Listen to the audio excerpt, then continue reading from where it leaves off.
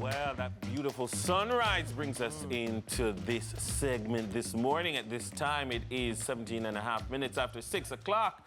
Good morning to you wherever you are heading out back to school. Thank you for joining us. Thomas Shelby couldn't make it, but by order of the Tiki Blinders, welcome to the headlines. How are ya? Yeah. Every morning for the win. For the win. For the win. I was 30 seconds ago. I was like, dun, dun, dun. What's going to happen? Tiki Blinders. I love it. Morning, T. Good morning. I did not see that one coming. Good morning. Good morning. It's good to... Okay, it's good to see you. It's good to see everyone. Let's jump into the headlines, please, so that I can... Try something. What? It's a spectacles kind of morning. Yeah, did you see that? Yeah. We're doing the glasses this morning. Sorry, sometimes you have to, you know... Morning. Sometimes you have to make it intellectual. Oh. Don't you trust me a little more now that I'm wearing glasses? I feel like the news feels... It have a little more gumption, you know? It's you know what I mean? More authoritative. Yeah. But all right, great morning again. Especially to those of you on YouTube, let's jump into the headlines and talk about what's been going on. So, of course, a national honor for country's icons, as was discussed a little earlier. For years, Jamaicans have questioned the government's position on extending the country's list of heroes. There have been specific calls for figures, including Louise Bennett Coverley, Robert Nesta Marley, and Usain Bolt to be recognized as national heroes for solidifying Jamaica's name on the global map. Well, it seems the government has heard these calls. On Monday, the Prime Minister announced a new national honor which will recognize exemplars who have contributed greatly to the country's legacy. The honor, however, is not the Order of National Hero, but instead the Order of National Icon for Bob Marley and Miss Lou. The Prime Minister says this new honor is not only for the icons who have gone before us, but also for those to come. Well, interesting. I didn't realize that he announced it. I got the impression that he took a position on it because it's a debate that is not new. Right. Should we create something that is called national icon and then designate Marley and Miss Lou in that category? Then there is the position no. It is not necessary because the order of merit is one step below that national hero designation. So either you're going to make them national hero or you're going to give or leave them at order of merit, etc., etc., etc. That is the debate. And there are different positions on national hero because in terms of the establishment of the national heroes,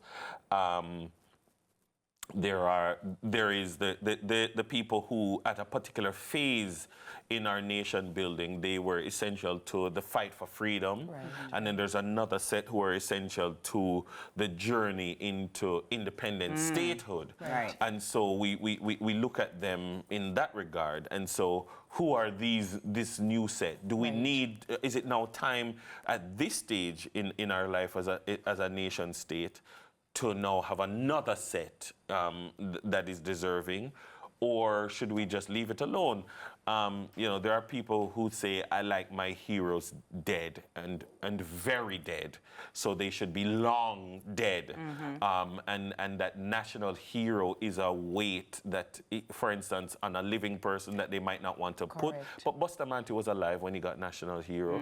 And we've also seen Barbados recently when they became a republic named Rihanna as a national hero, and she's very much alive and well. But I do understand that discussion as well, though. Yeah, and it is something that people have debated and said clearly in the Barbados model or culture or framework, they view national hero completely different than we do, because we've seen in other societies like a cricketer can be a national hero, and so is that the same way that we in our social context view this designation of national hero? So the Prime Minister yesterday took a position.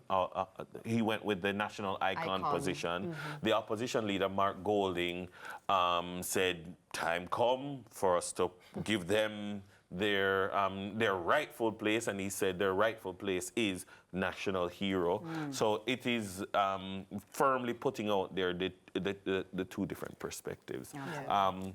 I don't have a perspective on it personally, not yet, but I do think that the moment you designate Usain Bolt national hero, everything him do, you see him at a party, big national hero, and him a wine and pack woman. You know, Jamaican people say, big national hero.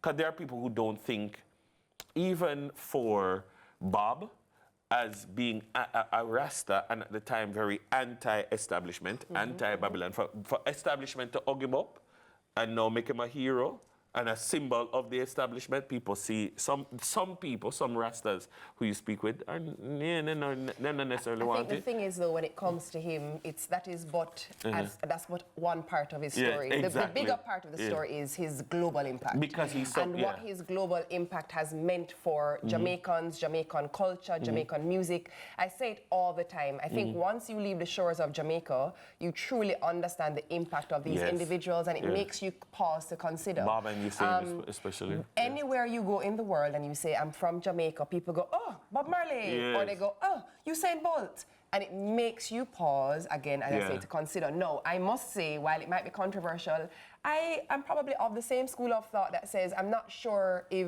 the status of hero should be given to someone who is living and breathing. I'm not 100% sure, because there's still room to cause a little disruption there, or, you know, or question whether it ought to have been bestowed upon them.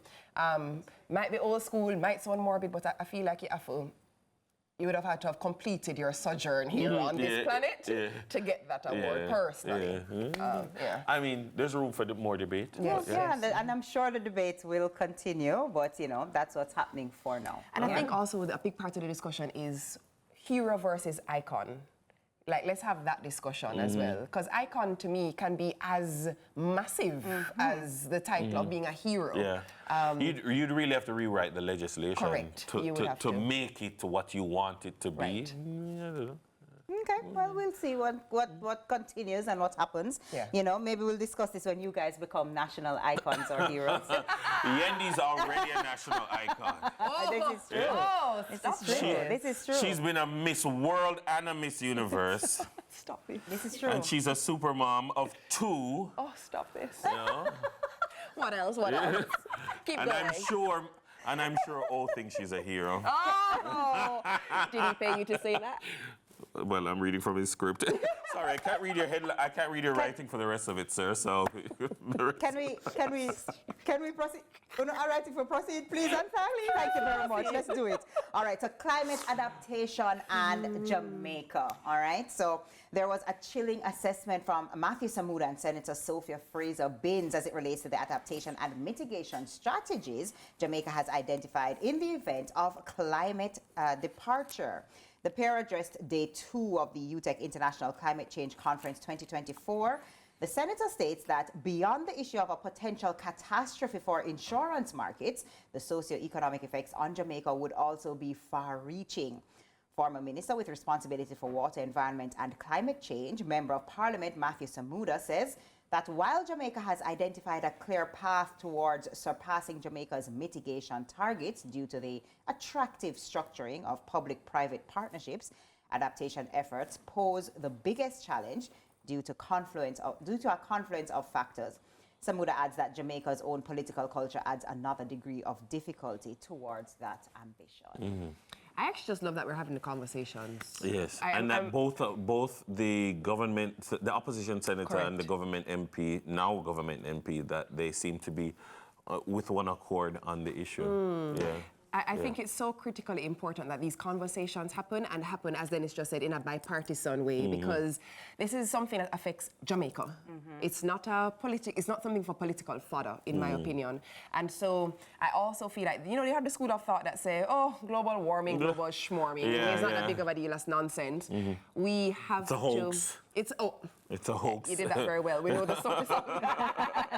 But I feel like these conversations are critically important, not just for us, but for our children and for their children and for their children. Yeah, and we have to leave the world in a better state than we came and found it. Absolutely. You know, then indeed. So, you know. Yeah. Yeah. It's good. It's good that we're even looking at reducing our footprint Yeah. and just making the world better. So I will have more news for you, of course, for the morning news at 7 a.m. Oh, by the way, that means that you have to park your jet. Oh, darling. No PJ to go shopping. How the will yacht- we get to Miami? But the yacht still doesn't burn too much gas, right? The yacht. Well, ask the seaweed about that. All Yeah. right, we'll The talk fish, about how it. they Yeah. feel We'll about see. that. Yeah. We'll see. We'll take out the yacht a few more times, though, just before. I can't. Until then, But Fluency Flex is up next. Ohio gozaimasu. Konnichiwa. Hi. Stay with us here on Sunrise. You know? Each. Konbanwa. Ni, san, chi, go.